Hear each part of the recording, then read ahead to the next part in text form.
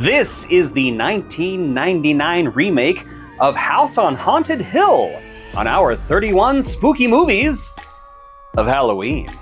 Don't scroll off this video, I promise. You won't regret this.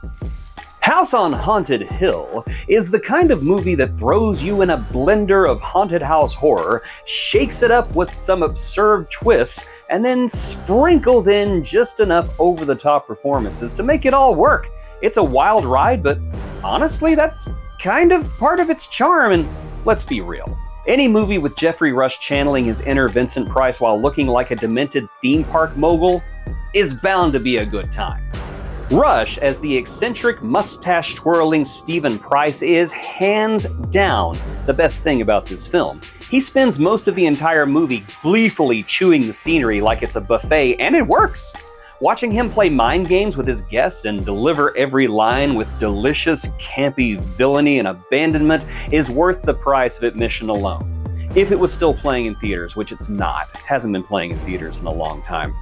I would say buy it on DVD, but that's hardly a thing anymore either. You know what? It's worth the price of it on Amazon Prime, if they're still carrying it. God, I miss physical media.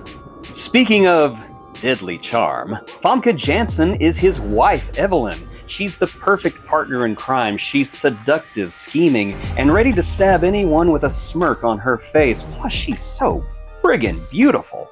Together, they're like a horror movie version of a dysfunctional power couple that you just can't stop watching. Now, the effects in House on Haunted Hill deserve a mention because they are genuinely creepy. Sure, there's some dated CGI here and there. I mean, this was 1999 after all, but the practical effects hold up surprisingly well. The haunted asylum setting is gloriously disturbing with deformed ghost doctors, twitchy patients, and enough eerie atmosphere to make you want to sleep with the lights on. And come on, Jeffrey Combs plays the ghost doctor. The great Jeffrey Combs is a psychopathic ghost doctor. That alone should make you want to watch this movie, because after all, aren't we all played by Jeffrey Combs? Now, if the film does suffer from a major issue, it's that sometimes it feels like a haunted house rock music video. It was the horror style back in the day, and I find it just as annoying now as I did back then. The direction is so fast and flashy that you half expect a new metal band to pop up out of the middle of a jump scare. There's a lot of quick cuts and choppy editing that can make you feel a bit disoriented. You know, things are spooky, but the frantic pace sometimes makes it hard to savor the chills. The director was clearly trying to make this cool, but there are moments where you just want to yell, "Slow down and let me appreciate this!"